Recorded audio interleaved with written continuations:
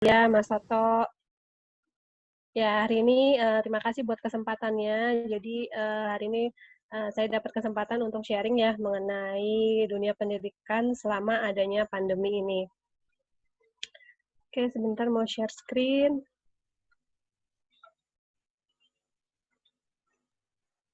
Sudah kelihatan?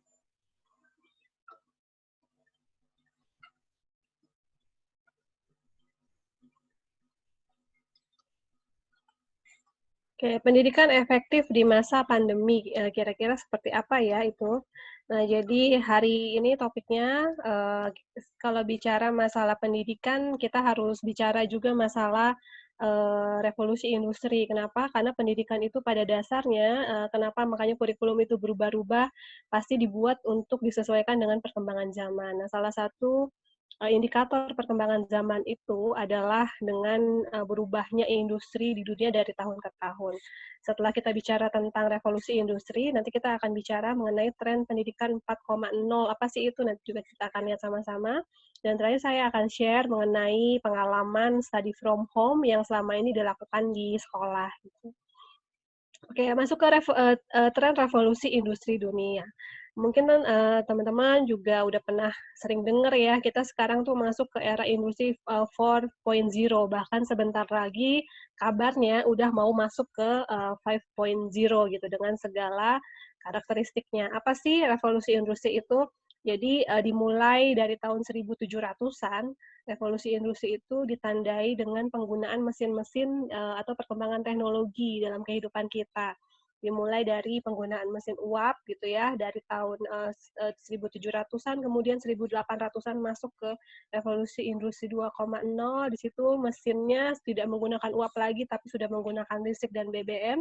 Kemudian lanjut ke penggunaan teknologi informasi dalam penggunaan mesin, jadi sudah mulai otomatisasi, tidak terlalu banyak menggunakan jasa orang lagi gitu, jasa manusia. Kemudian masuk ke tahun 2011, mesin itu sudah terintegrasi jaringan internet. Contoh sederhana yang sering kita gunakan misalnya mesin ATM. Makanya kalau ATM itu offline kita nggak bisa narik uang misalnya, karena memang mesinnya sudah terintegrasi dengan jaringan internet, sudah online gitu ya.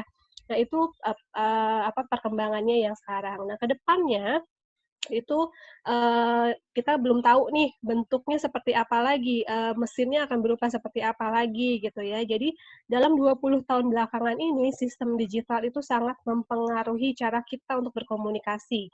Cara kita berkomunikasi baik itu secara langsung gitu ya atau menggunakan platform-platform dan media-media yang ada. Nah, perkembangan teknologi industri itu juga ditandai nih dengan evolusi mobile phone dari tahun ke tahun, dari yang fungsinya hanya untuk telepon, SMS, sampai sekarang yang sudah menggunakan paket data, kemudian layarnya sudah sentuh dan sebagainya. Mungkin juga kita sering dengar ya unicorn, startup unicorn di Indonesia, terutama empat ini, nggak tahu nih udah berubah belum ya, mungkin saya nggak terlalu update masalah ini. Jadi ini juga sebuah platform yang menggunakan teknologi informasi berbasis internet untuk menjalankan usahanya gitu. Jadi mereka menyambut revolusi industri 4.0 ini dengan usahanya mereka. Kemudian juga sudah mulai dikenalkan Google Glass, eyeglass. Jadi apa sih itu? Kita lihat dulu video berikut ini. Dad! Huh? I can't believe you. Oh my God, no way. What do you think? You got me a smart glass? Oh my God. You like it? Dad, I can't believe you. Wait. Yeah, look at it. I've already signed you in with your username. Handphone sudah pindah ke You look kacamata. great in them. God, look, it's so cool. It is cool. Dad, you're unbelievable. And this is the touchpad, Muka orang udah and you bisa kita navigate scan. with your finger like Kalau a kita mouse. punya medsos, And this is langsung the ketahuan memory card. medsos kita apa, nama I kita got you siapa. your prescription glasses, so basically you're all set. Makes me look geeky, right? Well, what do you expect? You're playing those video games all day long. Dad, don't. Thank you, Daddy. Why don't you try them out? Glass, play music. Tinggal ngomong ya, udah nggak pakai jari, nggak pakai jempol lagi, pakai suara. Play music langsung. No tomorrow we get ready for me. Doesn't even know I'm here. the best. Sitting, staring in silence, layering fear. Glass stop music. Music. Okay, glass open menu. Menunya mirip dengan yang biasa kita temukan di handphone, di Android mungkin. Oke, Ya. games. Ada games dan lain-lain. Nah, jadi teknologi dan robot itu diprediksi akan merevolusi dunia kita gitu. Jadi mungkin yang revolusi industri 5.0 itu nanti akan ditandai dengan artificial intelligence yang akan menggantikan manusia ya, dan itu sepertinya sudah mulai dikembangkan di beberapa perusahaan atau teknologi yang memang berpusat pada ini. Nah, job interview bisa jadi nanti saingan kita tidak lagi sesama manusia, tapi juga saingan kita adalah robot-robot pintar yang memang sudah mulai dikembangkan. Jadi kalau kita tidak bisa bersaing dengan perkembangan teknologi, maka kita yang akan akan hilang gitu ya, dikuasai oleh teknologi-teknologi. Nah, jadi ada prediksi 85% pekerjaan di tahun 2030 itu akan banyak muncul pekerjaan lain yang belum ada sebelumnya. Dan perkembangan teknologi ini juga yang mungkin sekarang kita rasakan adalah dulu banyak sekali kita menggunakan tenaga penjaga tol ya, penjaga untuk membayar tiket tol, sekarang semua sudah otomatis. Makanya kemarin nggak tahu tuh bener apa enggak, yang ada program pembebasan napi besar-besaran ya, mereka mau merampok gitu jalan tol, dikirain masih ada yang jaga, yang ternyata kan memang semua sudah otomatis gitu. Jadi perkembangan teknologi itu sangat cepat sekali, mau tidak mau, suka tidak suka, kita harus beradaptasi. Nah, lalu seiring dengan berkembangnya teknologi, mau tidak mau kita harus menyiapkan anak-anak kita, menyiapkan sumber daya manusia kita untuk siap dengan apapun itu perkembangan teknologinya. Oleh karena itu, pendidikan pun mau tidak mau mengikuti, sehingga bermunculanlah yang namanya tren pendidikan 4.0 gitu, karena disesuaikan tadi ya. Nah, mengapa pendidikan itu kita sekarang ini sangat berkiblat ya, terutama untuk Indonesia itu sangat berkiblat kepada Finlandia. Kenapa? Karena memang setelah dilakukan penelitian oleh Lembaga Pendidikan Dunia, salah satu yang terpilih menjadi negara yang dengan pendidikan terbaik itu adalah Finlandia. Saya pernah ikut seminarnya langsung dari profesor dari Finlandia. Dia menjelaskan apa sih yang dilakukan di Finlandia. Ternyata mereka juga melakukan revolusi pendidikan besar-besaran ketika hasil tes dunia itu menyatakan Finlandia itu agak terbelakang dalam hal pendidikan. Yang mereka lakukan adalah mereka memanggil orang-orang yang memang terbeban untuk menjadi guru, kemudian mereka kasih pendidikan yang sangat serius gitu ya, dipilih. Bahkan misalnya untuk anak usia dini itu atau anak TK gitu, mereka syaratnya adalah harus sekolah sampai S2 karena mereka menyadari bahwa pendidikan itu tidak bisa dilakukan secara main-main gitu. Kemudian juga mereka merubah model pendidikannya yang tadinya tradisional menuju pendidikan yang lebih modern, di mana pendidikan itu bukan hanya melibatkan kepada menghafal, kemudian terlalu menitik beratkan pada akademik, jadi mereka lebih menitik beratkan pada kebutuhan masa depan. Jadi menyesuaikan diri masa depan, apakah masih perlu misalnya anak-anak menghafal buku yang banyak sekali gitu, sedangkan sekarang tinggal buka Google, tinggal search semua informasi udah bisa keluar gitu. Jadi mereka berusaha menyesuaikan anak-anak ini dididik untuk menjadi anak-anak yang siap dengan tantangan di masa depan. Nah, tantangannya tidak hanya di Indonesia saja, tapi sebenarnya seluruh dunia harusnya sudah siap dengan yang namanya tantangan global. Jadi semua dunia kalau tidak mau kalah bersaing itu harus mempersiapkan sumber daya manusia yang siap untuk menghadapi masa depan gitu. Gimana caranya? Ya tentu saja kita harus terus memperbaharui model pendidikan kita untuk bisa beradaptasi dengan perkembangan teknologi, dengan revolusi industri 4.0. Nah, memang dalam rangka menyesuaikan ini, setiap negara punya tingkat pencapaian yang berbeda-beda. Ada yang sudah duluan, Indonesia termasuk yang belum terlalu duluan ya, masih proses gitu. Ada yang masih belum sama sekali gitu. Jadi proses ini sangat tergantung dari keadaan masing-masing negara gitu. Ini ada sebuah video, saya mau kasih lihat dulu. นี่คือเรื่องราวระหว่างฉันกับลูกและสับปะรด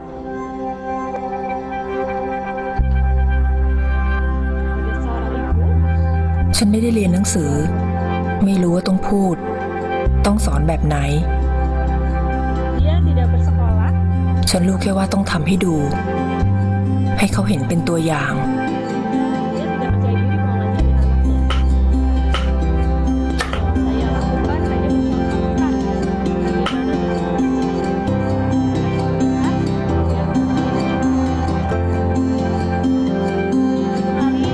anaknya melihat anak lain beli es krim dan dia pun sebagaimana halnya anak lain dia ingin membeli es krim. Tapi hari itu dagangan ibunya belum laku.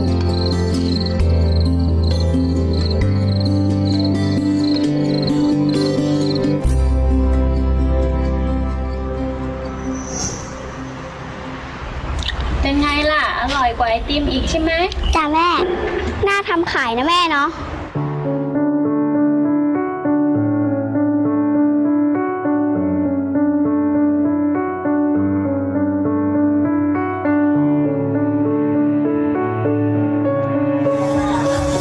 ไอติมสับปะรดนะคะ ไอติมสับปะรดนะคะ ไอติมสับปะรดนะคะ ไอติมสับปะรดนะคะ Dagangannya tidak แม่ laku. ทำไมไม่มีใครซื้อ Dia เลย bertanya pada อ่ะ ibunya. Ibunya Lalu tidak orang langsung kedua jawab, kita lah, tapi wah, kau meminta kaya anaknya kan, pergi ke pasar untuk mengamati bagaimana orang-orang di pasar menawarkan dagangannya. พริกไหมจ้ากล่องละ53กล่อง10จ้า หมูปิ้งจอมทัพหมูปิ้งอร่อยครับหมูปิ้งจอมทัพจ้า พริกกล่องละ5นะคะ3กล่อง10จ้า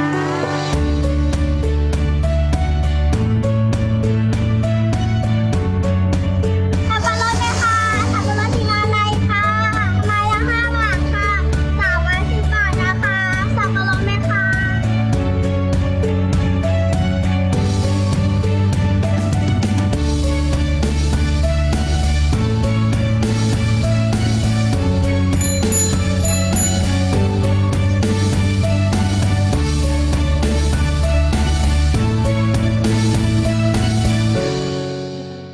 พอเห็นเขาได้สังเกต ได้ลองทำเอง วันนี้ฉันสบายใจแล้ว ที่เห็นเขาทำได้แบบนี้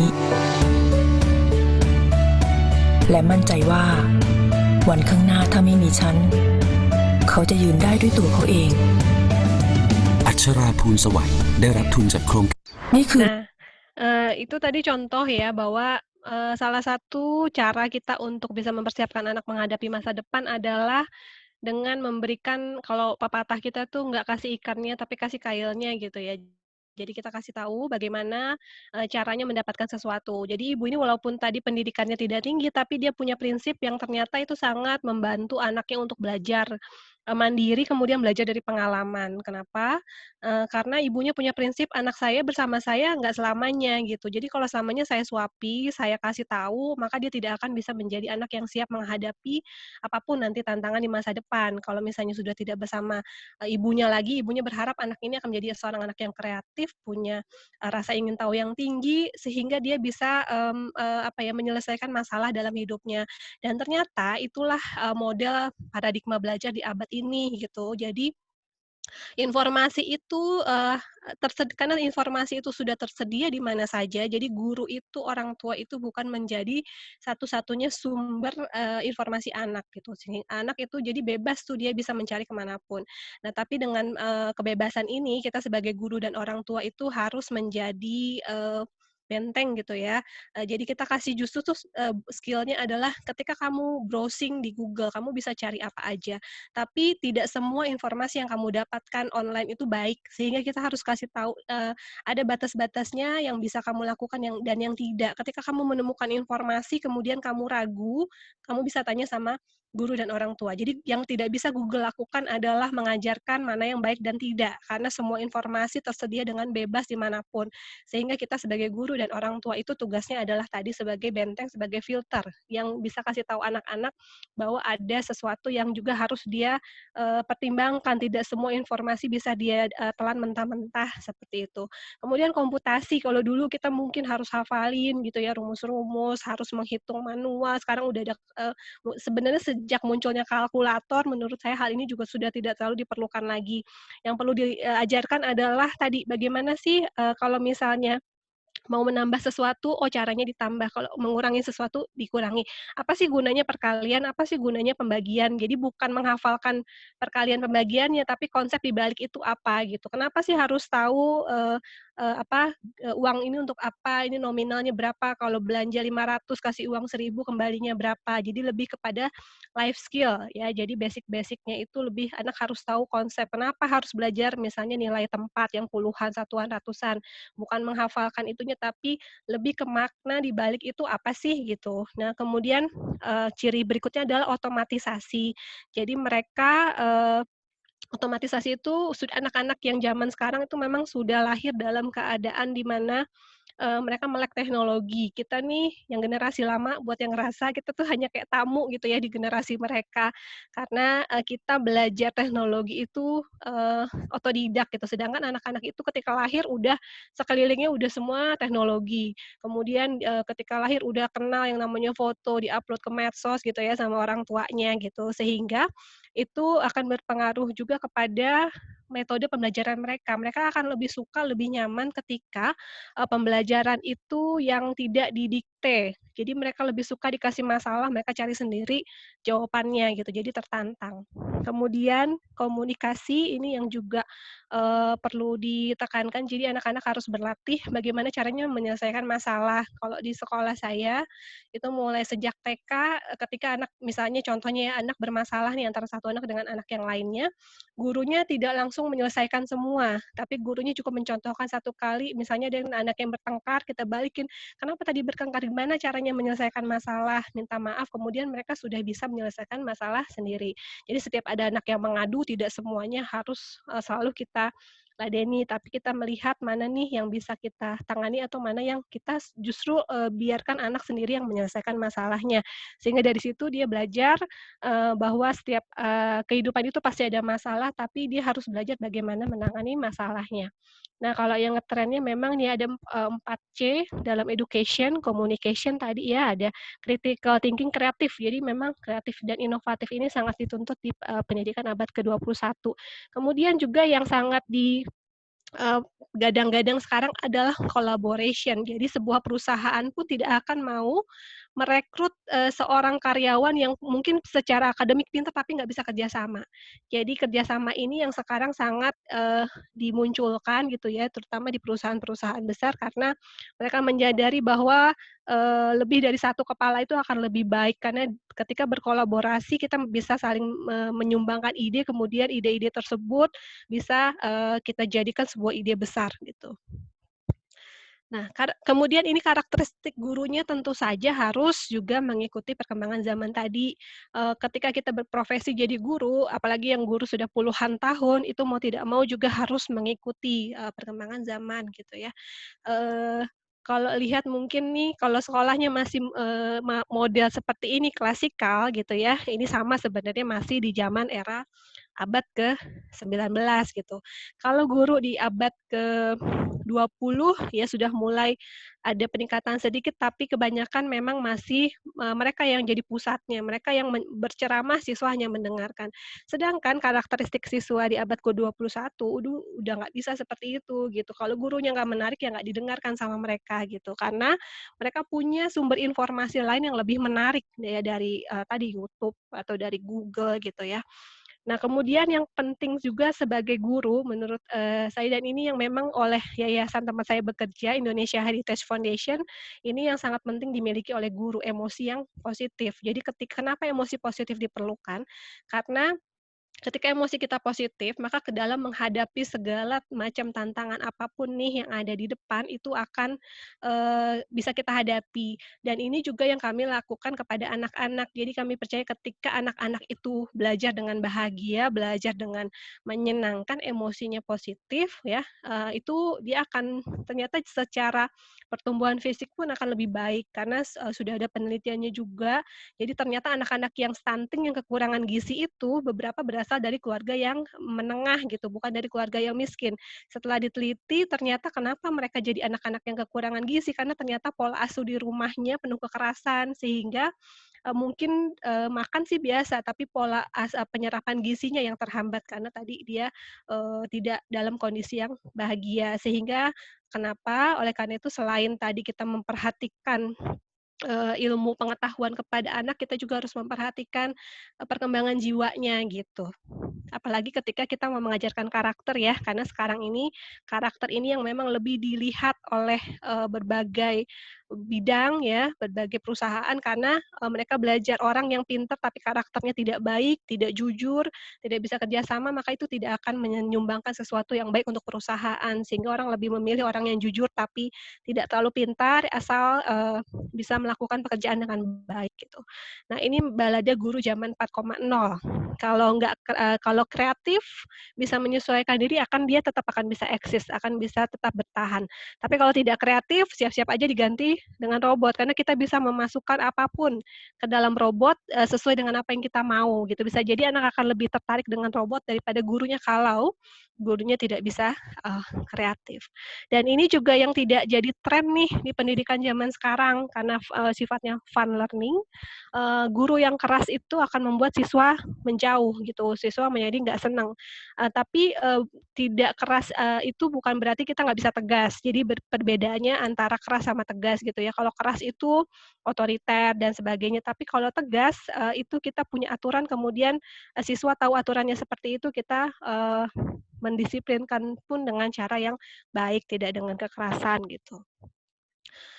Nah, tapi tantangan juga ada. Jadi tantangan guru sejak tahun 2000 nanti mungkin sampai tahun 2030 itu akan menghadapi, tadi perubahan teknologi yang luar biasa, kemudian perubahan kalau mungkin, teman-teman pernah dengar ya, generasi-generasi milenial, generasi X gitu-gitu ya. Nah jadi, sekarang pun sudah selain tadi udah sampai Z loh generasi itu X, Y, Z, ada lagi yang namanya alpha. Apa sih generasi alpha? Generasi alpha itu yang yang lahir tahun 2010 ke atas dengan karakteristiknya juga yang unik gitu.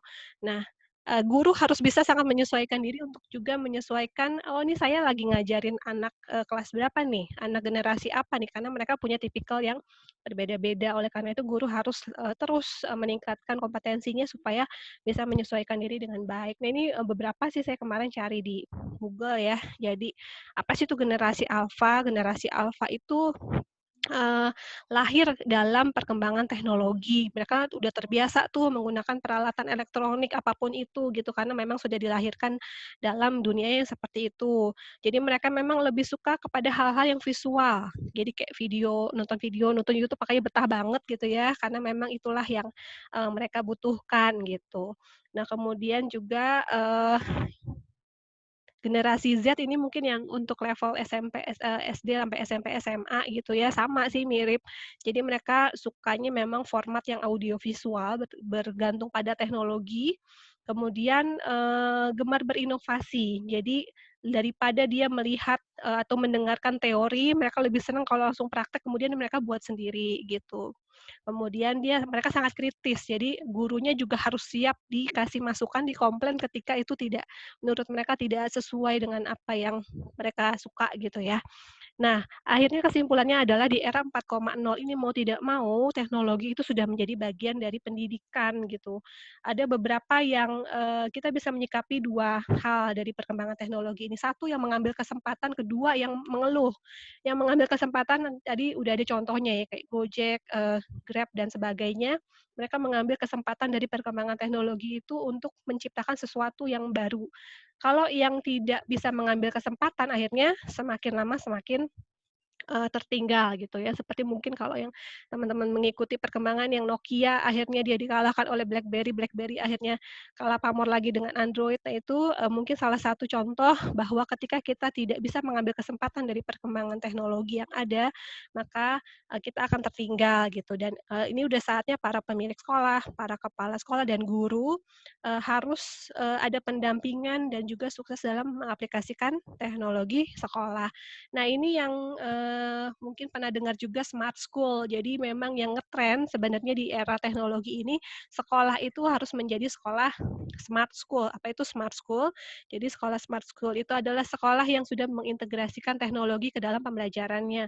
Walaupun pembelajarannya masih berupa tatap muka seperti kelas-kelas biasanya, tapi sudah ada teknologi di sana. Makanya sudah banyak nih kelas-kelas yang setiap kelas itu ada layar proyektornya, sehingga guru ketika mau menampilkan video hanya tinggal konekkan handphonenya ke proyektor langsung keputar gitu ya. Karena memang anak-anak ini lebih mudah, lebih suka memang dengan seperti itu gitu.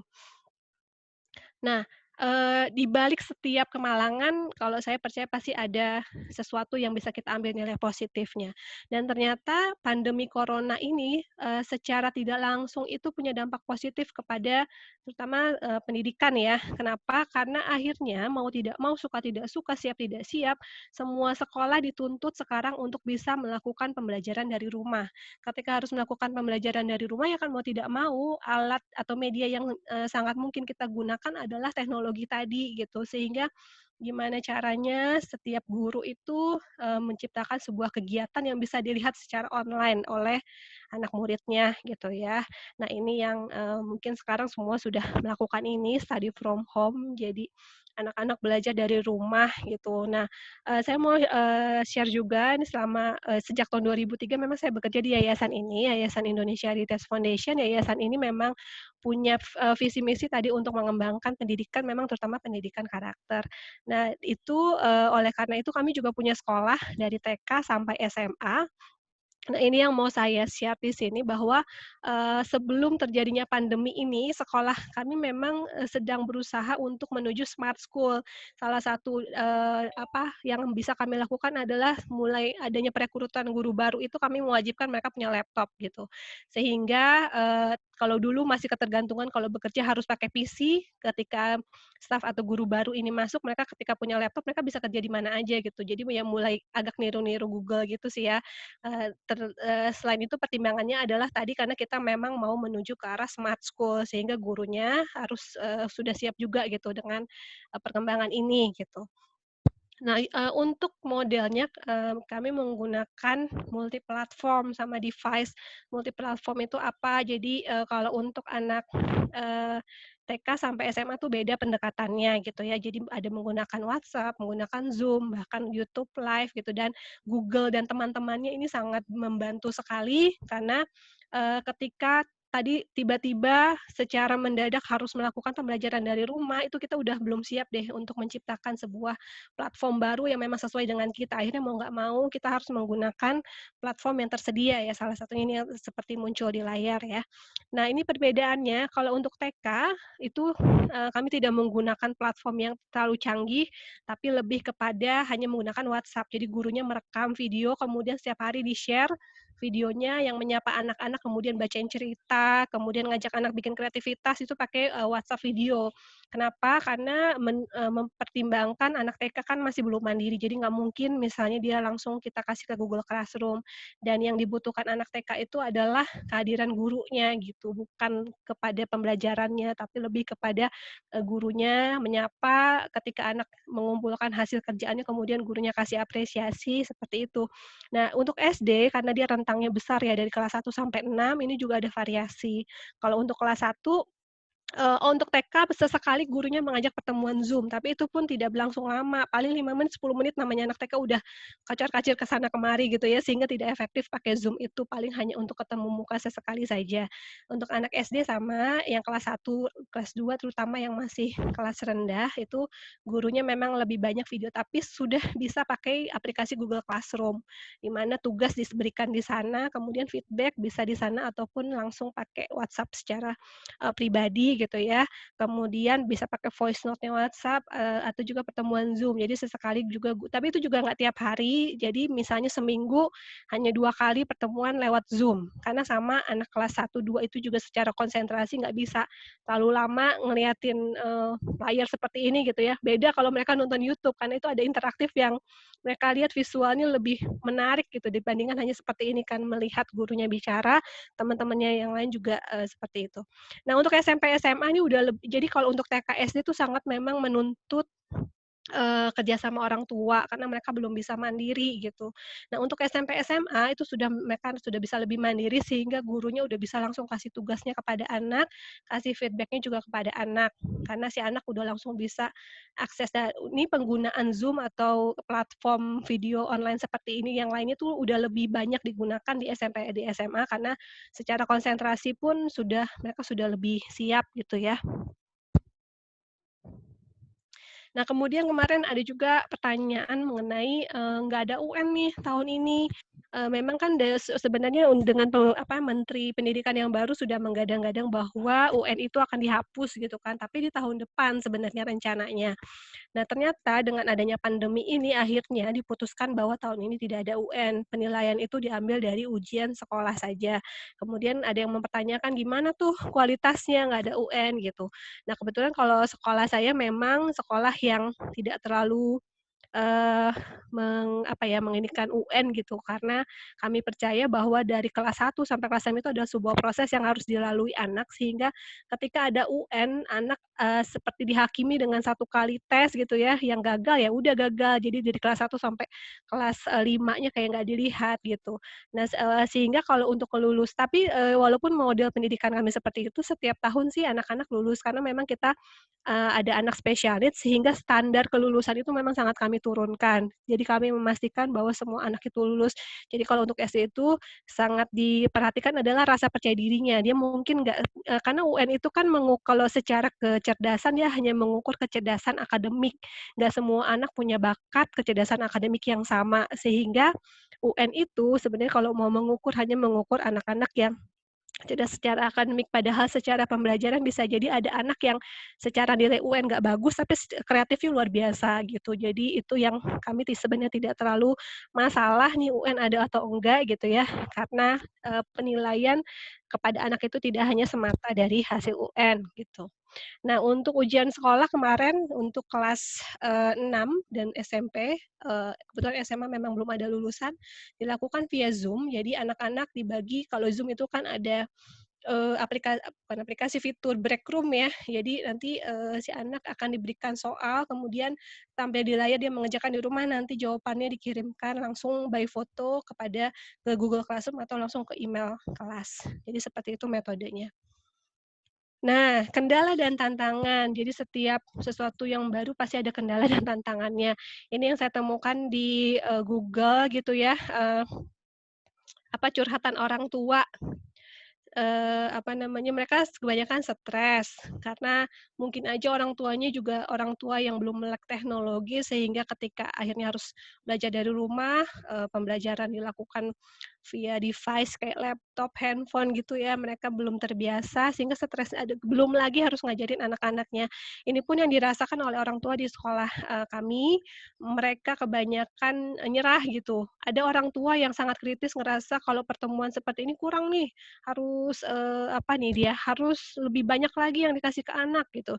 Ada yang ngerasa, "Udahlah cukup Bu, segini aja saya udah, mati-matian nih ngajarin." Ada yang, tipe ketiga, dari awal, study from home dilakukan, tugas anak itu nggak ada satupun yang dikumpulin. Ditanya gurunya ngerespon juga enggak gitu ya. Nah ini adalah kendala yang dihadapi selama, SFH jadi kita bukan ngajarin anak lagi, tapi juga kita harus memperhatikan kebutuhan orang tua, tidak hanya kebutuhan anak, karena orang tua tadi punya fasilitas yang berbeda-beda, kemampuan mengajar yang berbeda-beda.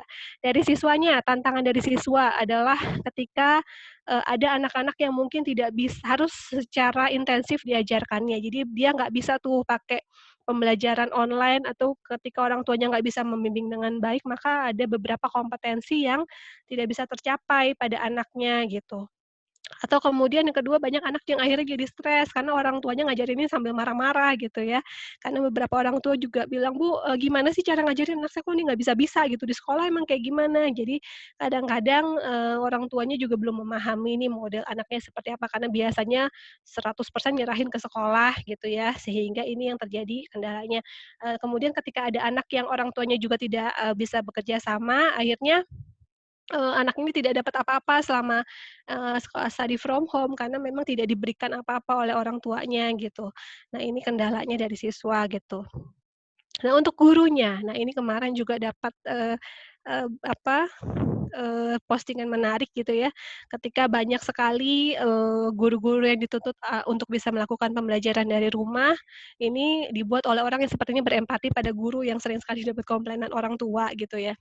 Tidak semua guru punya cukup waktu dan uang untuk beli kuota gitu. Jadi, bahkan beberapa sekolah itu kan gajinya dipotong ya, karena selama SMA mungkin, SPP juga ada yang nggak bayar gitu kan. Terus nggak semua guru juga bisa punya, rumah yang bagus gitu untuk ditampilkan ketika mengajar online, dia harus tetap profesional, tapi dengan situasi yang ada gitu, atau lingkungan dia tempat dia tinggal tidak, mendukung.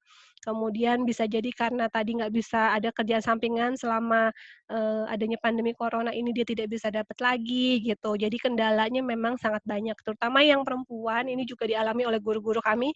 Jadi selama bekerja di rumah itu harus membagi waktu dengan urusan rumah tangganya gitu ya, sehingga itu merupakan tantangan yang berat juga untuk, guru. Jadi semua, baik dari itu guru, orang tua, dan siswa itu punya tantangan dan kendalanya masing-masing. Tonton dulu sebuah video.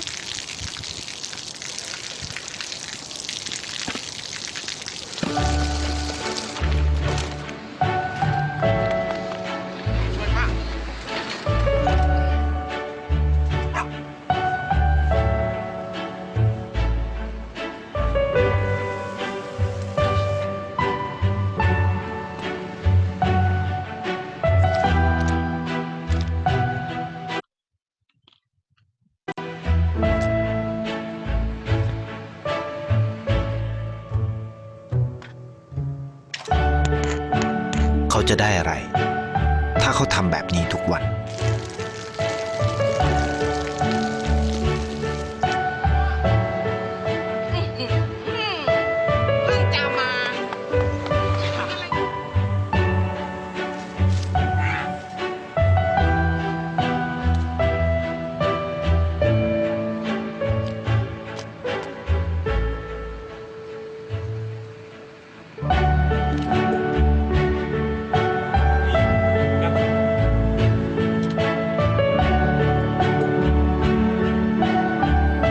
เขาจะไม่ได้อะไรเลย ไม่ได้รวยขึ้น ไม่ได้ออกทีวี ไม่มีใครรู้จัก ไม่ได้มีชื่อเสียงที่มากขึ้น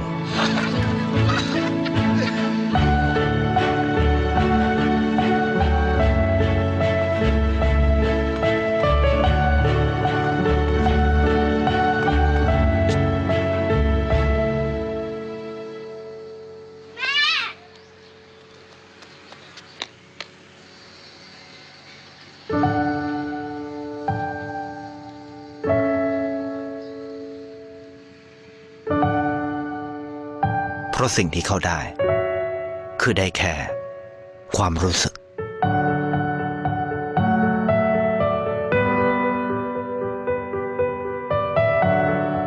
ได้เห็นความสุข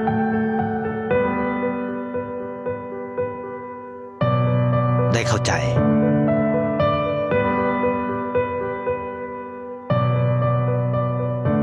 ได้ความรัก ได้ในสิ่งที่เงินซื้อไม่ได้ ได้โลกที่สวยงามกว่าเดิม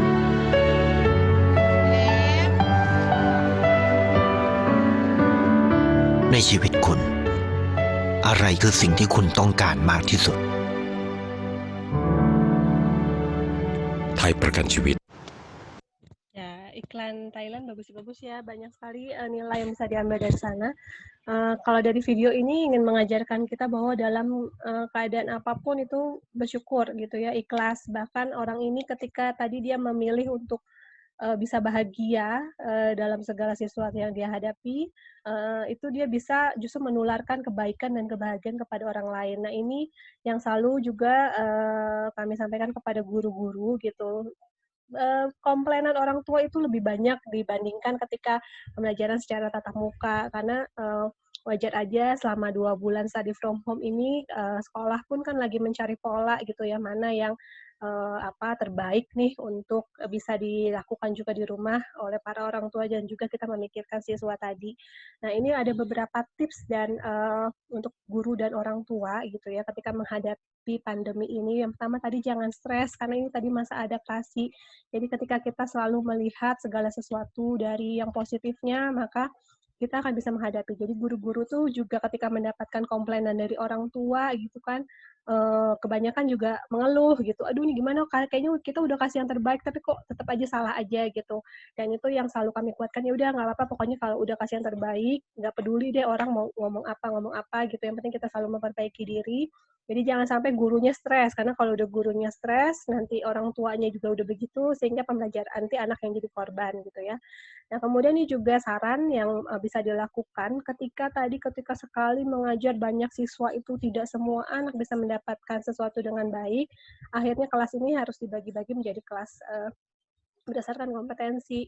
Untuk sekolah kami akhirnya begitu, bahkan sampai ada yang biasanya kerja hanya sampai Jumat, ini Sabtu Minggu tetap harus online, karena ada orang tua yang masih bekerja setiap hari, sehingga tidak bisa mendampingi anaknya, waktunya mendampingi anaknya hanya di hari libur, Sabtu atau Minggu. Atau bahkan orang tuanya itu bertanya nggak kenal waktu gitu, karena baru pulang kerja, baru nanyain masalah tugas dan lain-lainnya, belum harus konsultasi mengenai cara menghadapi anaknya. Nah, ini jadi salah satu cara yang bisa dilakukan buat kelas-kelas ini menjadi kelas-kelas yang kecil, sehingga kita memastikan bahwa anak itu bisa mengerti dengan lebih baik gitu ya. Kemudian berikan lebih banyak waktu justru untuk siswa-siswa yang secara perkembangan itu lambat belajarnya, karena mereka jelas tidak bisa disatukan dengan anak-anak yang belajar dengan dengan normal gitu. Kemudian ini juga pesan yang bikin buat kita nggak stres. Jangan kejar tayang semua topik, karena itu sangat tidak memungkinkan gitu. Akhirnya untuk sekolah kami pun begitu, ada beberapa topik yang belum tercapai, itu akan menjadi PR untuk guru gitu ya. Ketika nanti misalnya dia kelas 1, nanti di kelas 2 itu akan kita ulang dulu nih topik-topik yang tadi belum kita sempat ajarkan atau belum tercapai di selama pendidikan selama study from home ini. Yang penting ketika nanti kelas 2 tidak ada gap dari segi knowledge atau dari segi skill ada anak-anak, sehingga belum tuntas kelas 1-nya tiba-tiba harus dapat pelajaran di kelas 2 gitu. Kemudian have fun, mengajar itu kan apalagi secara metode online ini sesuatu yang baru buat kebanyakan guru itu nggak mudah.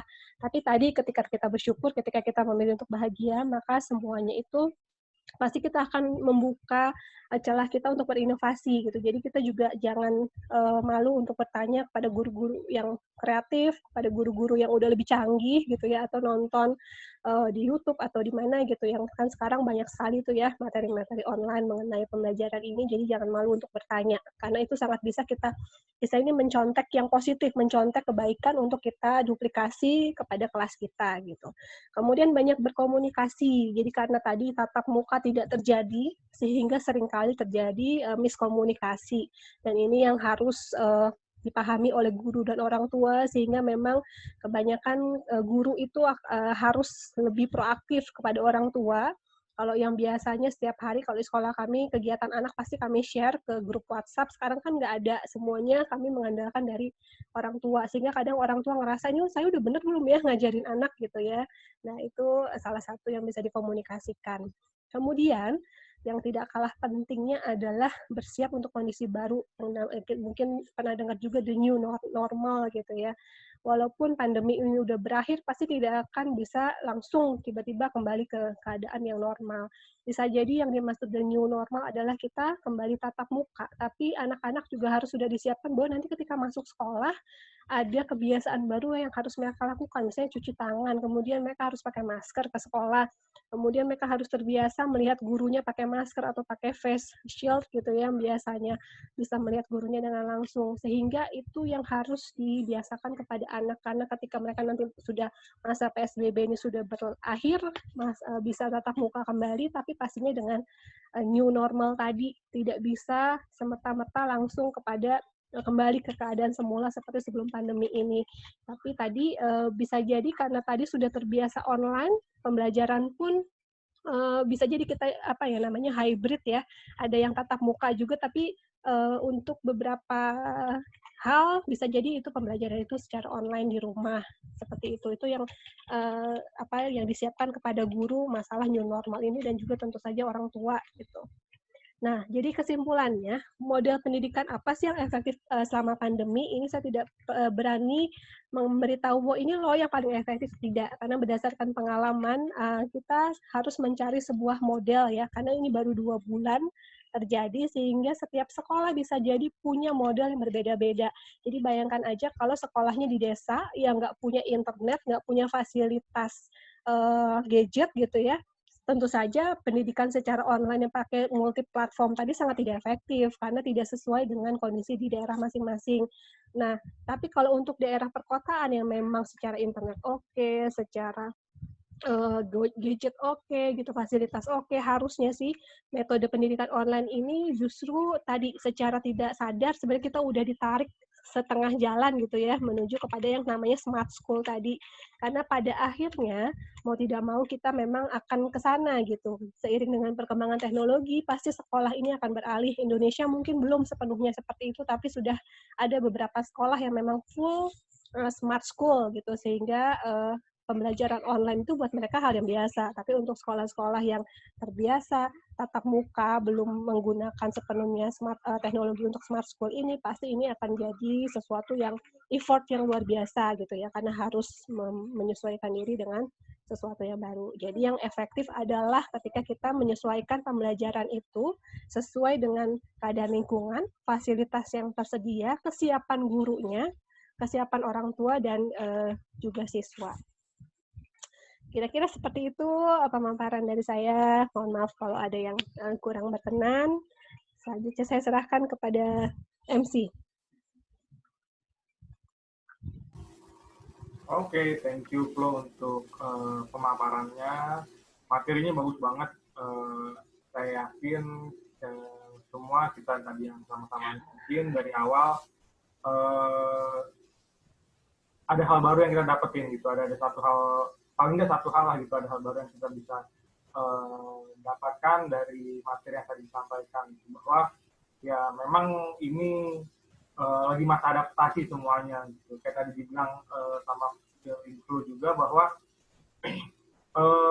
semua lagi cari metode yang terbaik, karena baik orang tua maupun dari pihak sekolah pun sama-sama adaptasi. Kita semua sama-sama kaget sih dengan perubahan yang mendadak yang tiba-tiba ini gitu kan. That's why masing-masing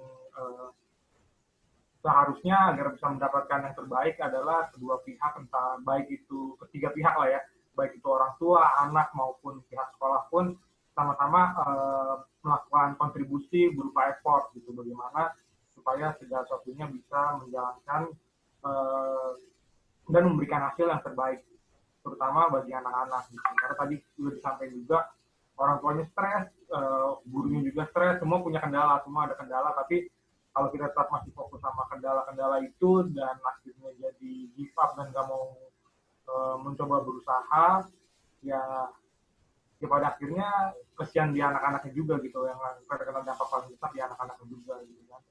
Karena di masa-masa seperti ini yang kuat bukan cuma perkara siapa yang kuat aja, tapi siapa yang bisa survive itu yang akan menang, itu yang akan bisa jadi menang mengatasi situasi sekarang ini. Oke teman-teman, sekarang saya mau buka sesi tanya jawab. Boleh kalau ada teman-teman yang mau bertanya, saya Bu Flo langsung. Saya persilakan waktunya.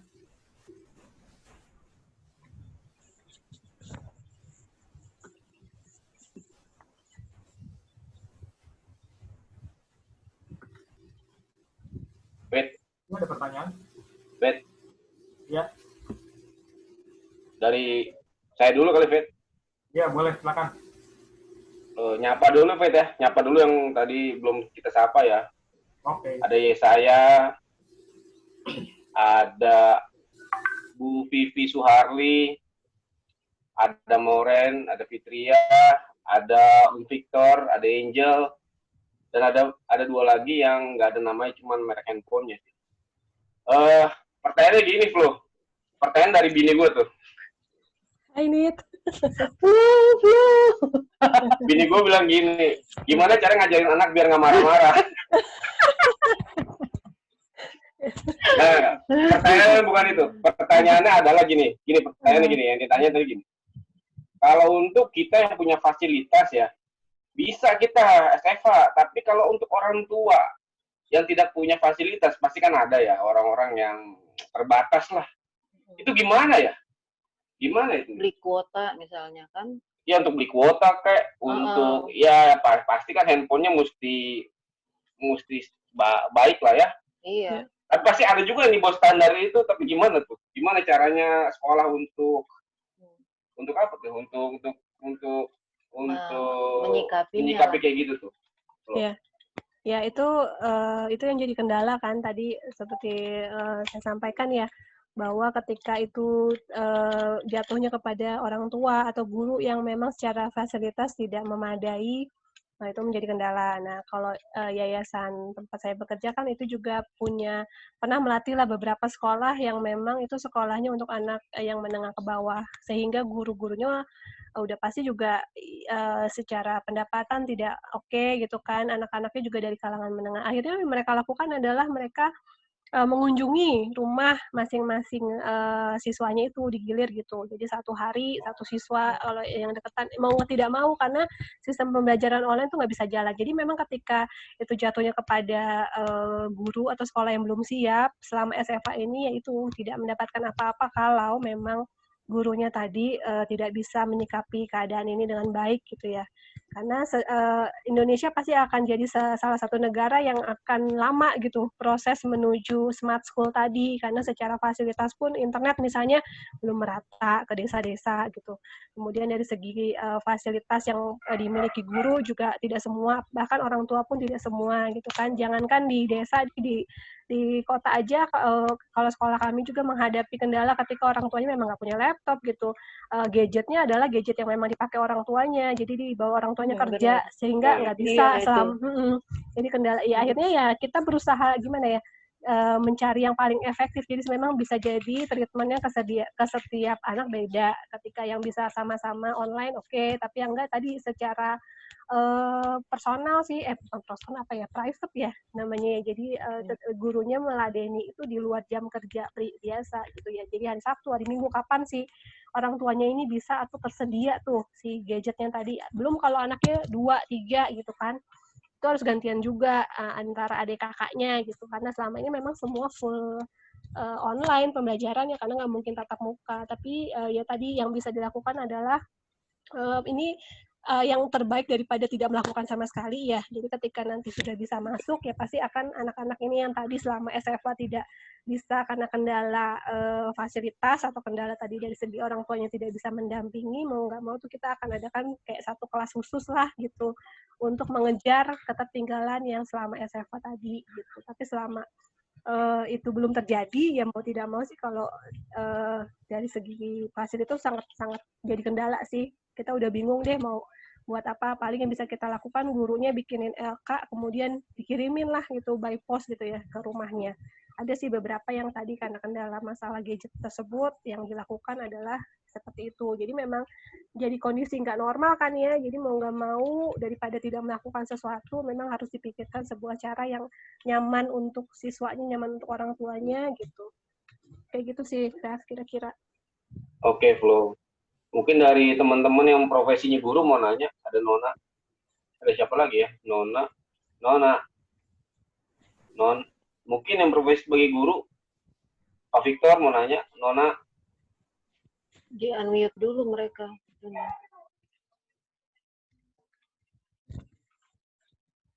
Lanjut, Fit. Lanjut.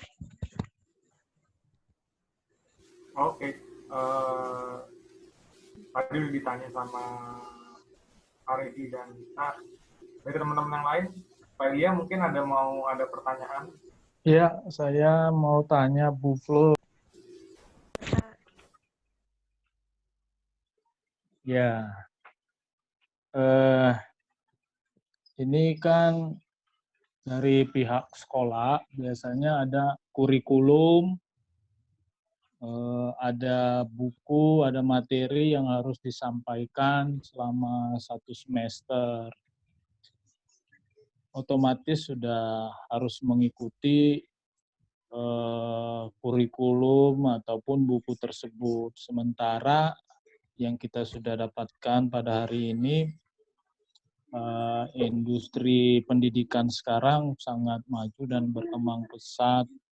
Bagaimana kita menyikapi buku dan kurikulum, ada banyak yang mau disampaikan, ada banyak hal yang mau diiniin ke murid-murid atau mahasiswa, dan kita terikat dengan kurikulum atau buku materi tersebut.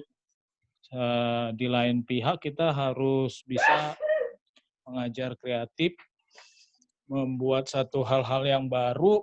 Kadang-kadang kalau sudah anak-anak itu tertarik, ya materinya banyak ketinggalan. Ya. Gimana tuh? Oke. Iya Pak Elia, terima kasih pertanyaannya. Jadi kalau di sekolah sih, walaupun tadi kan memang sekarang Pak Mas Menteri itu kan menggadang-gadang Merdeka Belajar ya. Jadi Merdeka Belajar itu kan sebenarnya kalau secara ekstrimnya, anak-anak itu kita kasih satu topik, kemudian dia explore sendiri gitu kan, atau enggak gurunya harus kreatif. Tapi kalau sekolah kami memang di mana-mana kalau tidak ada sesuatu yang mengikat itu pasti takutnya kebablasan. Sehingga tetap pakai kurikulum yang memang harus disyaratkan oleh pemerintah gitu. Kami pakai kurikulum pemerintah. Nah, itu yang akhirnya teman-teman eksplor kira-kira mana yang bisa harus kreatif, mana yang akhirnya karena harus ngejar materi gitu. Tapi kalau sekarang ini tidak ada UN, sebenarnya beban kalau di SD atau di SMP ya beban itu sedikit berkurang sih, karena selama ini kan kenapa harus sesuai target semua, karena kalau enggak nanti pas UN nggak bisa gitu. Nah, tapi kalau untuk yang lain sih selama ini dengan cara yang kreatif, pembelajaran itu tercapai sih Pak, karena di kurikulum 2013 itu sepertinya memang sudah banyak sekali dikurangi bebannya dibandingkan kurikulum sebelumnya, sehingga guru itu memang lebih, jadi untuk satu misalnya kompetensi dasar itu bisa lebih dieksplor gitu. Tapi kalau memang tergantung sekolahnya ya, kalau memang sekolahnya mensyaratkan ini harus selesai semua gitu ya, itu menghambat. Kalau memang kreatif itu tidak akan bisa tercapai kalau terlalu banyak beban atau terlalu banyak materi yang kita sampaikan gitu. Karena belajar dari yang Finlandia tadi, mereka justru mata pelajaran itu nggak banyak tapi dalam gitu, sehingga kesempatan mereka untuk eksplor sesuatu. Jadi sepertinya kita memang harus mulai memilih mana yang kemampuan dasar, mana yang itu sifatnya pengetahuan. Karena kalau kemampuan dasar tadi kan itu modal ya. Kalau pengetahuan itu kapan aja dia mau dapat, bisa kan dari buku, dari online gitu. Tapi kalau pengetahuan dasar kan itu sesuatu yang skill ya, yang harus diajarkan oleh orang dewasa atau oleh guru, oleh dosennya gitu. Itu modalnya mereka untuk tadi bisa lebih eksplor lagi gitu. Jadi kalau materi banyak itu memang salah satu kendala sih Pak Elia untuk tadi bisa merdeka belajar atau bisa lebih kreatif gitu. Oke deh. Terima kasih Bu Flo. Sama-sama. Oke, thank you Pak Elia untuk pertanyaannya, juga penjelasan dari Bu Flo. Teman-teman yang lain kalau mau ada yang bertanya, silakan bisa di-unmute dulu mic-nya, belum langsung bertanya ke Ibu Flo.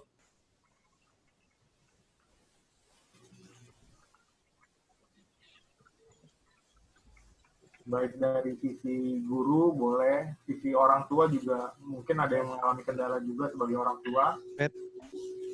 Host, nanya dong host. Apa tuh? Oh, Riko. Iya nih, saya Riko.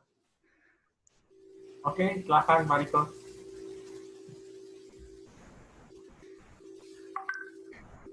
Ya. Bentar.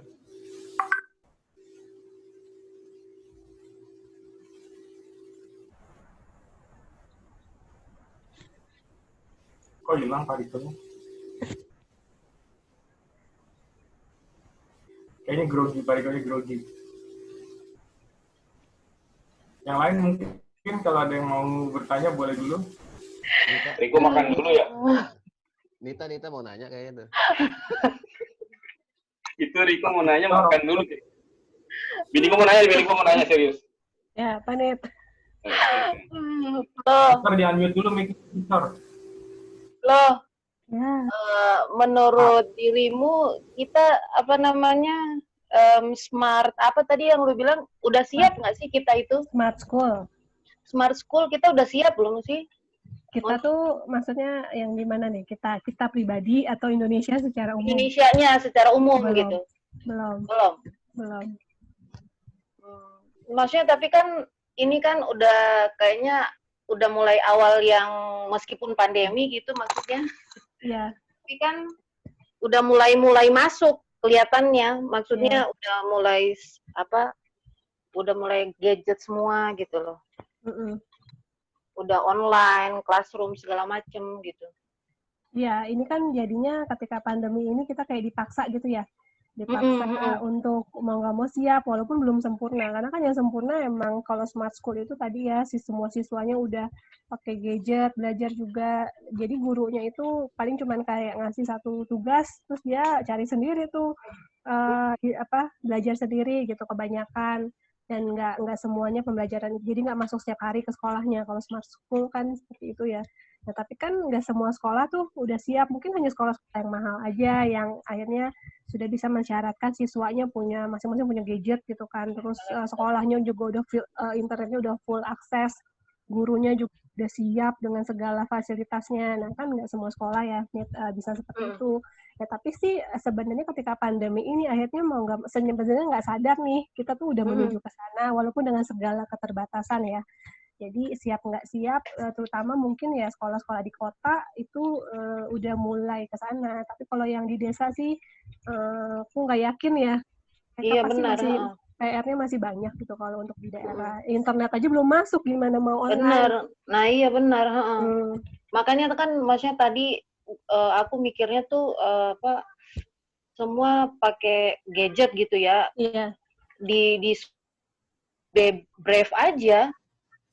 Di sekolahnya Brave aja masih banyak ada orang tua yang nggak bisa bikin PR sebelum orang tuanya pulang gitu karena gadgetnya cuma satu gitu. Iya, sama. Jadi ganti-gantian gitu. Nah kalau bapaknya nggak ada kerjaan ya bisa dipakai lah. Kalau bapaknya kerja juga dibawa ke rumah kan repot. Iya. Terus kan sekarang kan maksudnya ya lagi agak susah lah ya. Orang lebih mikir mendingan gue beli kebutuhan sehari-hari daripada gue beli kuota gitu. Iya benar. Ada lebih kebutuhan primer lah ya. Iya betul. Kuota. Iya. Gitu iya sih. Ya benar. Riko mau nanya. Kok. Gimana biar anak kita nyaman belajar saat di rumah? Kata Riko tuh, Flo. Oh, nyaman. Ya orang tuanya jangan galak. Tapi dia nggak mau ngomong. Orang tuanya jangan galak. Tapi emang itu dilema sih ya. Jadi kadang tuh lebih ini ngajarin anak orang daripada ngajarin anak sendiri. Kalau sebagai guru nih, entah kenapa mungkin ekspektasi kita kalau sama anak kita tuh tinggi banget gitu. Jadi ketika diajarin nggak ngerti gitu kan. Nah itu beberapa banyak banget orang tua yang kayak gitu. Even orang tuanya tuh guru gitu, dia ngalamin kesulitan lah. Karena kadang-kala juga si anak ini lebih ngerti kalau diajarin gurunya gitu, atau diajarin lebih nurut sama gurunya sama orang tua. Iya, betul. Itu emang terjadi di mana-mana. Jadi makanya nggak banyak juga tuh justru guru-guru selama study from home itu kalau di sekolah. Banyak juga untuk konsultasi orang tuanya, jadi nggak cuma nanganin anak tapi juga ngajarin orang tuanya, kalau karena gurunya biasa lebih paham, kalau si Brave lebih efektif kalau diajarinnya gini nih Bu, kalau si Efton kayak gini nih gitu, biasa gurunya yang lebih ngerti gitu, gimana si anak ini lebih gampang ngertinya. Kadang orang tua karena nggak biasa ngajarin juga kan, betul harus dipaksa ngajarin ya gitu deh. Emosi bawaannya. Iya, emosi. Bener, emosi bawaannya. Pengalaman pribadi banget. Jadi kok nanya triknya tuh. Triknya apa? Oh iya. Saya galak soalnya. Ya itu tadi sih, kalau tadi segala sesuatu kalau yang dikasih dengan cara yang tidak menyenangkan, apalagi tadi bikin takut gitu ya, anaknya sih buru-buru ngerti sih. Jadinya kalau secara teori nih, ketika emosi seseorang itu positif, maka dia akan bisa menerima apapun dengan baik. Tapi kalau emosinya udah negatif, udah takut, udah bete, udah males, mau Iya dikasih benar. informasi sebanyak apapun nggak masuk gitu, kayak masuk telinga kiri keluar telinga kanan. Jadi ya kalau emang mau belum sabaran ya udah, berarti mendingan nggak diajarin deh anaknya gitu. tunggu suasana hati baik dulu.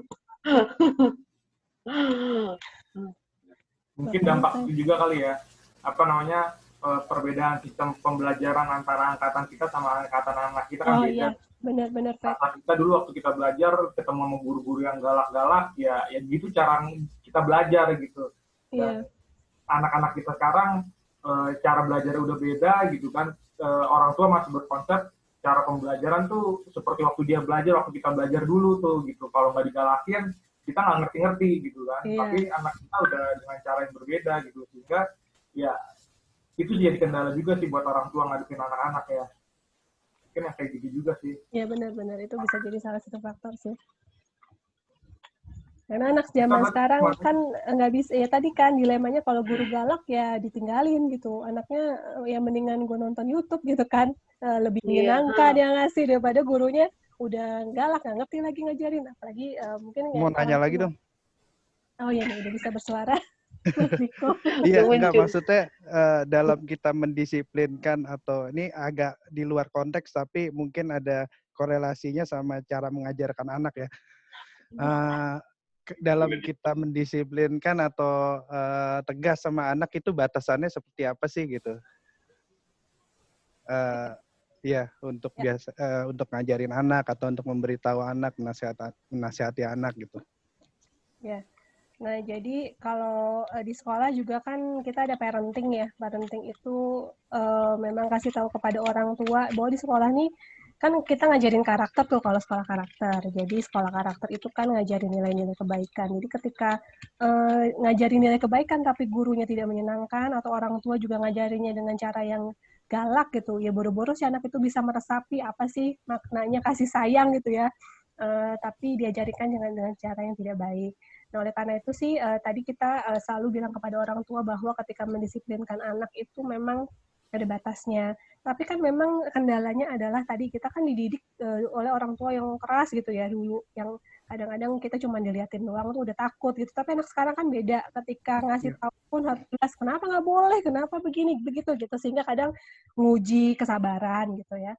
Nah, yang paling sangat tidak boleh dilakukan adalah tadi hukuman fisik sebenarnya, karena anak-anak sekarang itu sangat pendendam gitu kan. Pendendam itu mungkin maksud kita sebenarnya orang tua mah baik gitu ya dengan melakukan tadi hukuman fisik, tapi itu tuh terekam di dalam alam bawah sadar mereka sehingga berdasarkan penelitian nanti ketika dia dewasa atau nanti di sekolah pun dia jadi anak yang tadi misalnya di rumah sekolah dipukulin, ya akhirnya dimukulin temannya gitu. Jadi maksud baik kita itu akhirnya nggak sampai ketika kita melakukan pendisiplinan itu dengan cara yang tidak baik. Yang biasa dilakukan, jadi bukan berarti marah nggak boleh ya, namanya kita mendisiplinkan marah boleh, tapi kita tuh harus yakin bahwa ketika kita marah, habis itu kita peluk misalnya gitu. Tahu nggak tadi kenapa dimarahin?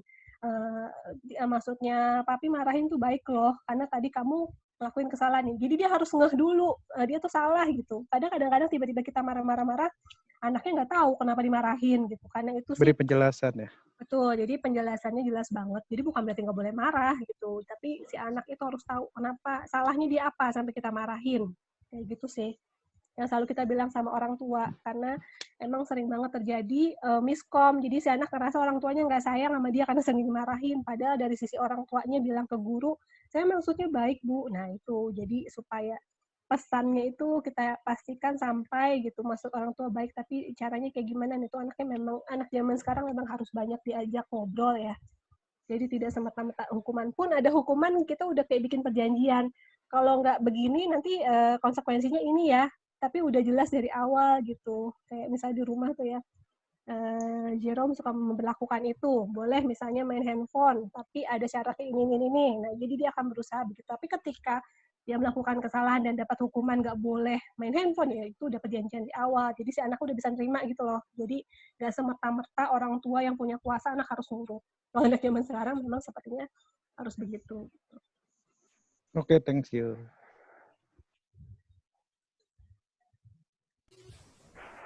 Oh, Victor mau nanya kayaknya, Victor.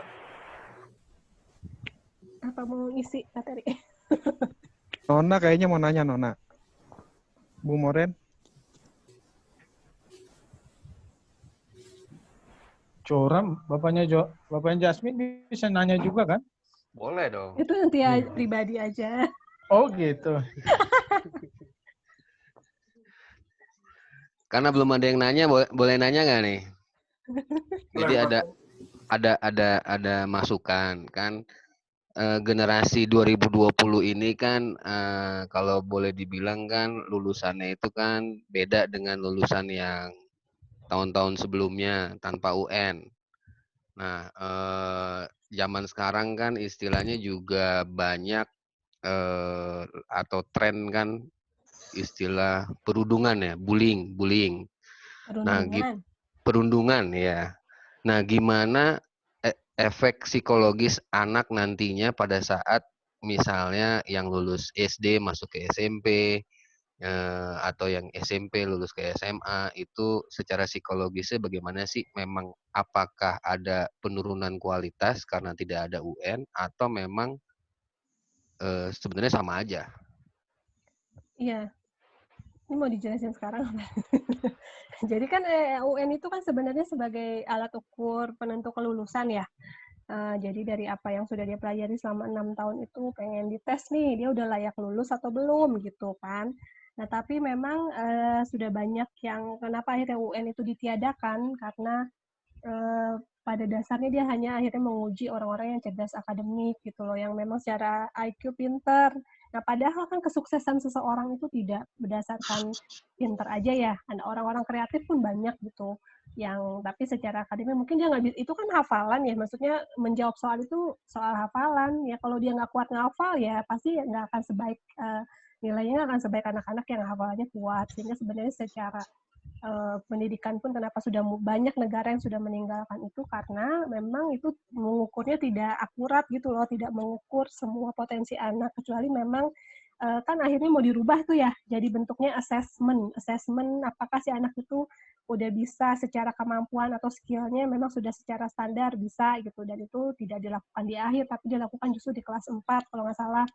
Sehingga masih ada waktu nih 2 tahun ketika anak kelas 4 harusnya udah bisa A, B, C, dia baru bisa A doang gitu. Nah, BC-nya itu dikejar nih selama di kelas 5, kelas 6 sehingga dipastikan anak lulus kelas 6 itu udah menguasai skill atau jadi zaman sekarang itu bukan zaman yang menguasai banyak pengetahuan tapi justru banyak keterampilan.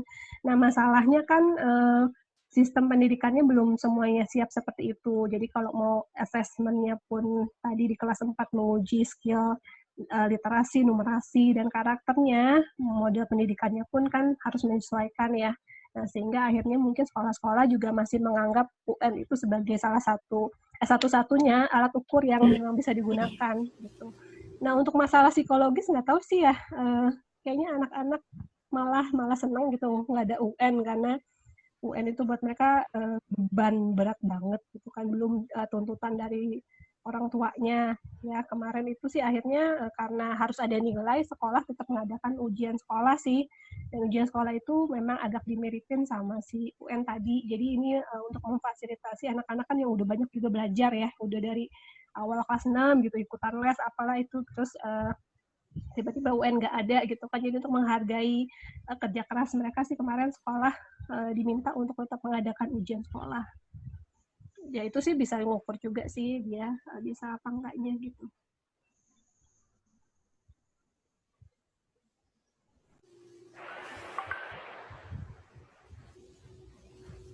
Berarti ya dengan nggak ada UN itu kan tadi kan kita berbicaranya kan dari sisi ininya Flo ya, dari sisi kelulusan anak-anaknya. Nah, kalau untuk kelanjutan dia studi selanjutnya nih gitu, akankah di angkatan yang ini, karena kan kalau tadi dibilang ada assessment-nya itu kan mungkin baru berlakunya nanti di generasi selanjutnya, di angkatan selanjutnya, bukan di angkatan yang sekarang ini kan. Jadi bisa dibilang angkatan sekarang ini kayak special case lah gitu kan, mereka bisa lulus gitu, tapi ketika nanti mereka masuk ke jenjang pendidikan selanjutnya, misalnya dari yang tadi dari SMP masuk SMA masuk kuliah gitu kan, ketika nggak ada UN yang mendadak tiba-tiba ini kan berarti pada saat ini mereka lulus dengan tidak ada satu standar yang sama gitu kan. Meskipun tadi kita bicara, oh itu cuma sekedar nilai akademis saja kok gitu. Tapi kan faktanya adalah di angkatan yang sekarang ini, yang kelulusan yang sekarang ini nggak ada satu kesatuan standar dari yang sebelum-sebelumnya gitu, dan dan untuk yang akan datang gitu. Jadi ini spesial. Nah, ketika mereka masuk ke jenjang pendidikan selanjutnya gitu, akankah kira-kira akan ada kendala atau mungkinkah nanti pihak sekolah tujuannya mereka gitu, baik sekolah maupun universitas, akan melakukan satu tes lagi gitu kan. Memang sekarang sih banyak sih mereka yang udah pakai tes gitu kan untuk standar siswanya mereka gitu. Tapi apakah itu jadi sekarang untuk angkatan ini jadi suatu kebutuhan di penerima siswa barunya dari sekolah-sekolah tujuan mereka? Oke, nah mungkin ini akan jadi masalah untuk sekolah-sekolah yang tadi ya, ketika misalnya mau masuk SMP 1, nilai UN-nya harus segini, karena memang mereka itulah yang mereka syaratkan gitu kan, karena mereka mau memastikan nih yang masuk ke sekolah mereka memang yang berkualitas. Tapi kan semenjak kenapa ada sistem zonasi itu, sepertinya sih memang dimaksudkan bahwa semua sekolah tuh nggak boleh milih loh. Semua anak harus mau dari yang tingkat kemampuan akademiknya paling bagus sampai yang nggak bisa sekalipun, itu gurunya harus bisa gitu kan menghadapi, karena mungkin ini mengikuti tren dunia ya, karena di Jepang misalnya itu mereka nggak ada ujian sampai kelas 9, berarti kan SMP tuh ya, karena menurut mereka memang itu proses gitu.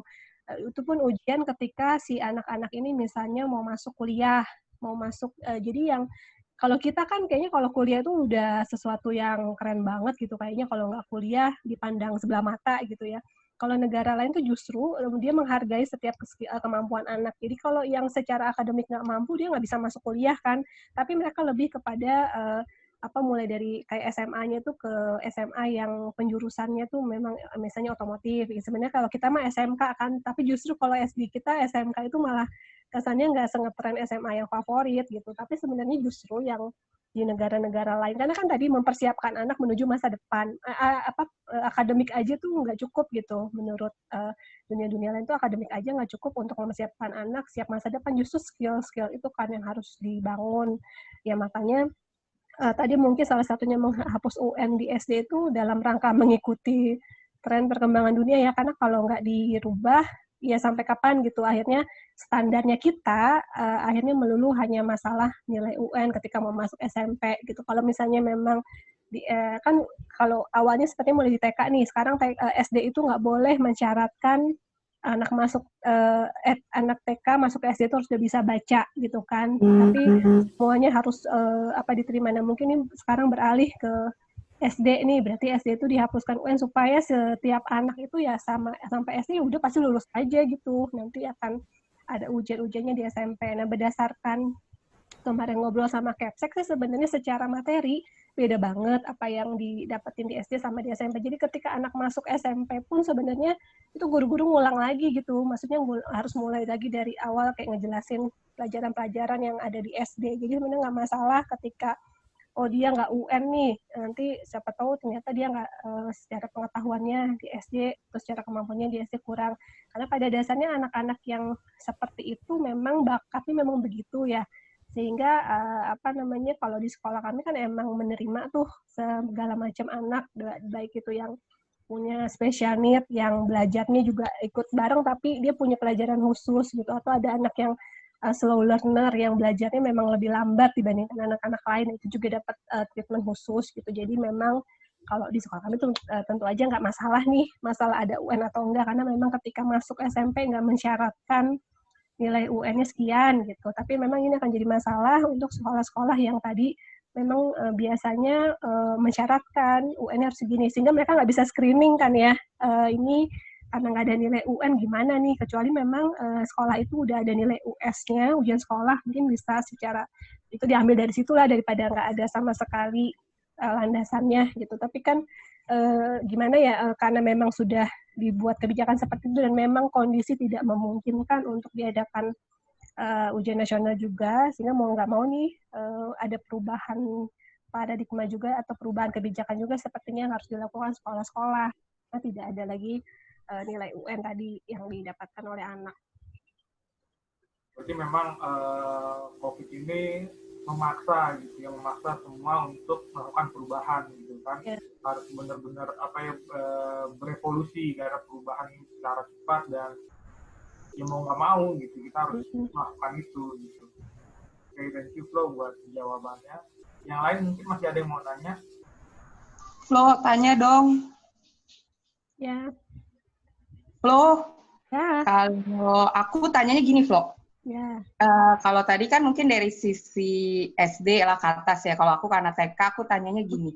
Karena sebagian besar orang tua murid tuh, Miss, tips sama triknya gimana biar bisa ngajarin anak TK di rumah, Miss? Soalnya bertahannya cuma sebentar, abis itu lari-larian dan pekerjaannya nggak selesai. Akhirnya mamahnya yang selesaikan. Itu gimana sih, Miss? Itu kira-kira lu punya trik apa, Flo? Ya itu, balik sama semua orang tua mengalami itu, Non. Jadi selama sekolah dari rumah itu mereka sangat kesulitan ngajarin anaknya. Nah, ya itu triknya sih, makanya orang tua sering kalau di sekolah sering konsultasi tuh ya sama gurunya, nih gimana sih Bu ngajarin si A. Jadi kadang-kadang juga gurunya tuh yang mesti nelponin dia terus ngebimbing si anak ini gitu, karena orang tuanya udah kewalahan. Nah, tapi memang orang tuanya nggak bisa disalahin juga ya, karena tadi kan dia nggak biasa ngajarin anaknya terus tiba-tiba harus ngajarin gitu kan. Dan masalah anaknya pecicilan ke sana kemari ya memang anak TK kan begitu ya, apalagi dia nggak ada sesuatu yang dia ngerasa di rumah nyaman gitu, beda lah sama di sekolah. Jadi ya kan kadang-kadang di sekolah laporan orang gurunya di sekolah mah dia oke, tertib, disiplinnya di rumah cicilan gitu kan, karena memang dia udah terbiasa begitu. Kalau di rumah ya nyaman, di sekolah ya waktunya belajar, jadi emang mereka perlu adaptasi kan, yang tadinya belajar di sekolah kok tiba-tiba di rumah waktu belajar nih gitu. Itu sangat wajar sih, jadi ya bisa dilakukan kepada orang tua ya, dia ya harus ngenalin dulu si anaknya itu metode belajar yang paling efektif buat anaknya itu kayak gimana ya, tanya aja sih ke gurunya. Biasa kalau di sekolah nih Bun, kita ngajarin si A ini begini, coba dia di rumah, atau kalau perlu gurunya ngomong sama anaknya, tolong Miss mau lihat dong kerjaannya udah selesai atau belum. Nah kalau di kelasnya Seva sih mereka rata-rata ngumpulin ya, jadi kan gurunya kasih video terus kasih tugas. Nah, terus nanti anak-anak kan ngerjain. Nah, habis itu kan hasil kerjanya difoto. Nah, di foto tuh di-share di grup. Terus jadi dia bisa ngelihat juga, oh temannya yang lain udah ngerjain, oh dia belum, ayo kerjain sekarang gitu. Jadi itu mungkin jadi motivasi juga ya. Ketika dia lihat temannya udah ngumpulin, terus gurunya kasih apresiasi, wah bagus sekali, atau terima kasih udah ngerjain tugasnya gitu. Jadi dia terpacu juga untuk bikin tugas, terus di-share juga di grup WA itu, dan dilihat sama temennya, kemudian dikasih pujian juga sama gurunya. Mungkin itu salah satu yang bisa dilakukan sih.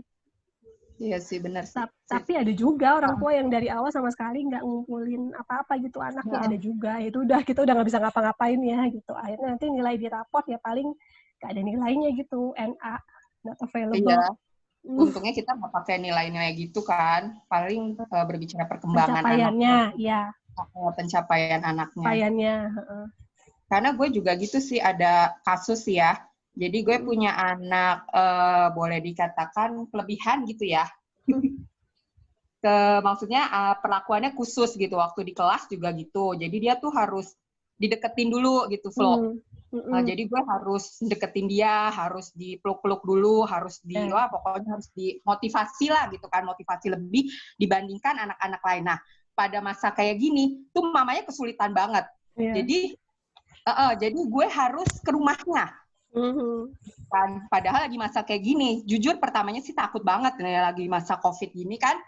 Akhirnya gue harus ke rumahnya, nyamperin gitu kan. Nyamperin ya anak, begitu sampai di rumahnya, dan akhirnya sih ada positifnya juga sih ya. Maksudnya kita jadi kenal kenapa anak ini punya latar belakang kayak begini gitu loh. Harus diperlakukan khusus di antara teman-teman yang lain gitu. Kalau yang lain ya tadi yang lo bilang, gue kan suka ngirimin video. Terus sekarang tuh pelajarannya apa, hari ini tuh apa gitu. Terus gue suka ngecek, suka telepon mereka kadang gitu kan.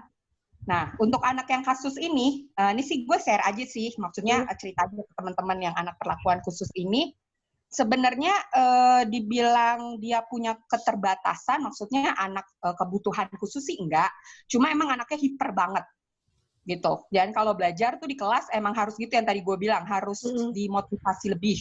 dan gue harus ada di sebelahnya dia, jadi dia nggak mau ngerjain tuh kalau nggak ada gue vlog. Nah akhirnya gue pergi ke rumahnya, bantuin dia belajar. Ternyata gue baru tahu kenapa dia nggak bisa belajar sama mama papahnya gitu kan.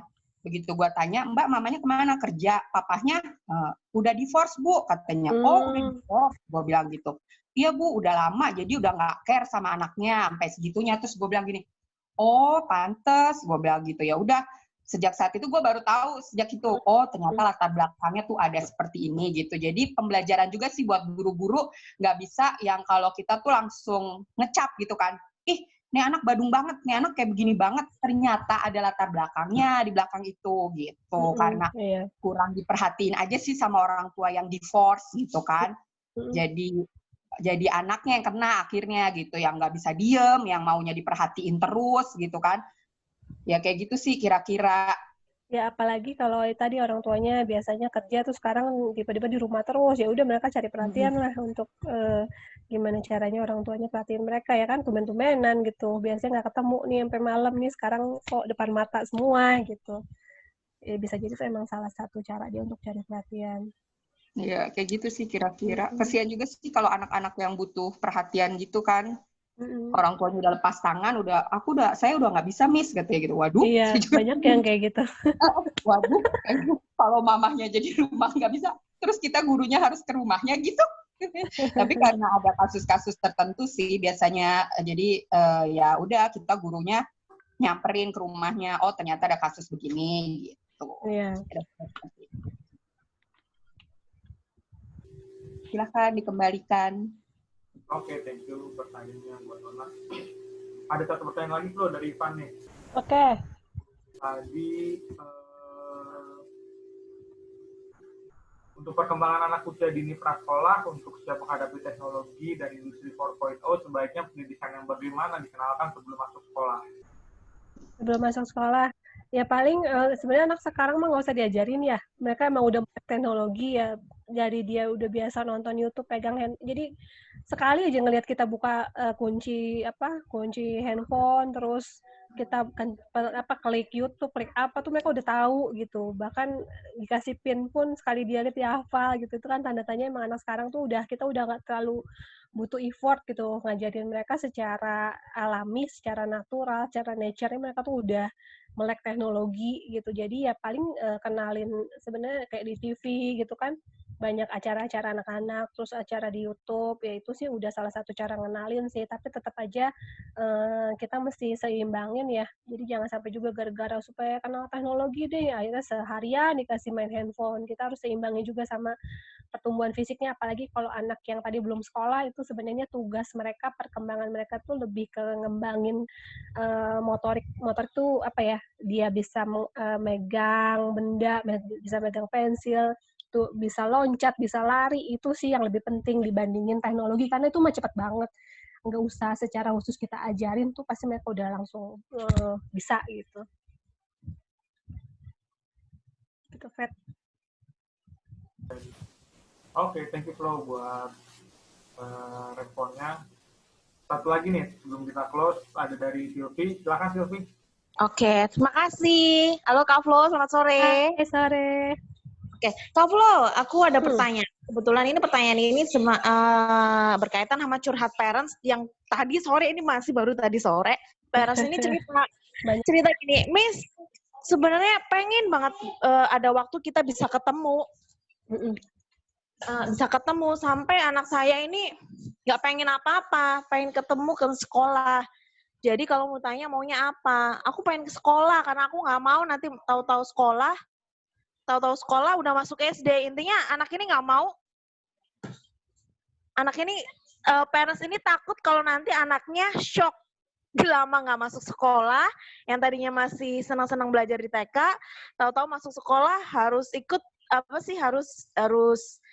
harus langsung ke SD yang benar-benar mulai serius belajar, harus beda suasana dengan kayak di TK. Nah, solusinya kayak gimana sih Kak supaya mempersiapkan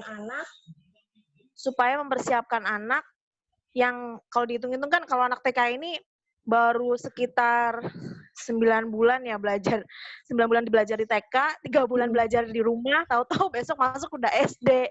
Nah, gimana sih menyiapkan anak-anak ini supaya mereka mau nggak mau mereka harus siap nih. Nah, biar nggak kaget gimana itu, Kak? Yes. Makasih, Kak. Oke, sama-sama. Ya, itu juga jadi concern ya sekolah kami gitu kan. Itu orang tua udah banyak banget juga. Belum masalah itu, masalah wisuda nih kan ada beberapa kelas TKB, kelas 6, SMP harus wisuda. Nah, itu kan mau nggak mau online karena memang belum memungkinkan. Nah, itu anaknya juga udah pada pengen ketemu gitu. Ya, tapi mau nggak mau itu tetap harus dilakukan secara online. Yang menyikapinya adalah ketika dia tiba-tiba harus masuk SD, ya berarti itu nanti bisa jadi kita pertemuan secara online aja dulu tadi yang by Zoom, jadi gurunya nyapa secara tatap muka online gitu ya. Jadi nyiapin, ini sebentar lagi kalian masuk SD, jadi motivasi-motivasi itu yang diberikan sama gurunya kepada si anak-anak yang tadi mau lulus masuk ke SD gitu. Ya kalau misalnya kalau kayak sekolah aku kan dia berlanjut ya, kebanyakan yang tadinya dari TK masuk ke SD karakter juga, itu sangat mudah. Jadi guru TK-nya bisa sekali masuk gitu ketika mulai pertama kali jadi kayak pengantar ke guru SD barunya. Nah, beberapa hal juga yang jadi concern akhirnya biasanya kadang tuh yang misalnya tahun ini ngajar kelas 1, tahun depan kelas 2. Nah, bisa jadi tahun ini itu si gurunya nggak berubah gitu. Jadi yang tadinya ngajar kelas 1, jadi ikutan anaknya naik kelas 2, karena supaya anaknya nggak kaget. Karena yang tadi kan, karena tiba-tiba ketemu guru baru gitu. Tapi emang yang susah ketika misalnya memang lulus, kemudian sekolahnya bukan di sekolah kita yang ketemu lagi sama guru yang sama, ya itu udah nggak bisa dihindarin sih. Ya paling kita mempersiapkan si anaknya tadi sebelum lulusan tadi, paling tidak ada waktu untuk video call misalnya ya, kayak gurunya kayak salam perpisahan, terus ngasih tahu ntar lagi SD nggak ketemu lagi, tapi nanti kalau misalnya udah bisa ketemuan, kita ketemu, nggak masalah gitu. Nah, kalau anak TK itu yang dia butuhkan itu adalah kehadiran si gurunya sama teman-temannya. Emang karena belum ngerti corona ya, pengennya ke sekolah gitu, tapi kan emang keadaan tidak memungkinkan, jadi dikasih pengertian aja sih ya. Atau kalau perlu, kalau emang bisa ya gurunya datanglah ke rumah si masing-masing siswa ini yang mau lulus tadi ya. Kalau memang nggak memungkinkan, kita akan ketemu lagi gitu. Paling nggak untuk kasih motivasi dan nyiapin anaknya sih. Gitu sih. Ini motivasi anak selalu ya, Kak ya, supaya mereka siap gitu. Oke deh, makasih Kak. Sama-sama. Oke, thank you Sylvia untuk pertanyaannya, juga thank you Flo buat penjelasannya. Topik bahasannya sih emang menarik banget ya, nggak terasa nih udah hampir 2 jam. Dari yang tadi disampaikan sama Flo, bagus banget ini materinya memang.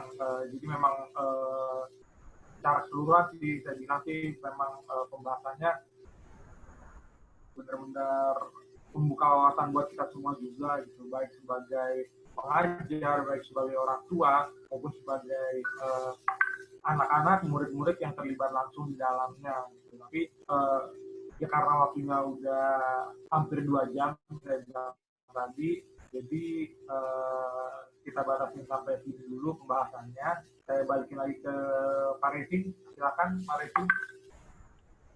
Oke, teman-teman, terima kasih. Udah bentar. Ini gambarnya.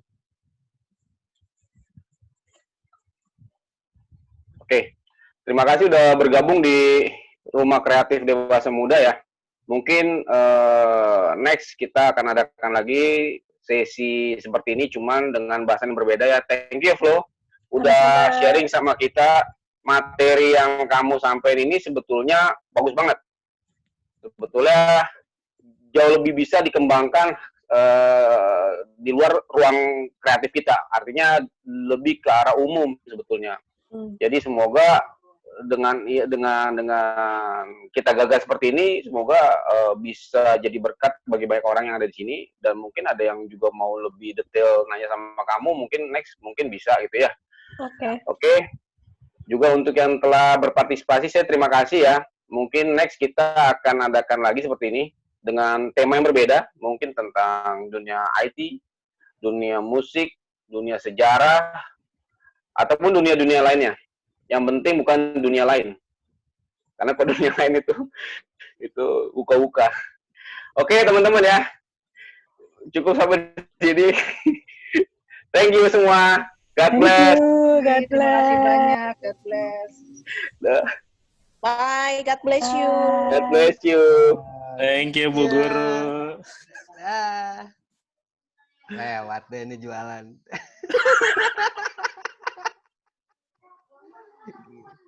Kan mau jualan, Fred. Bagaimana, Fred?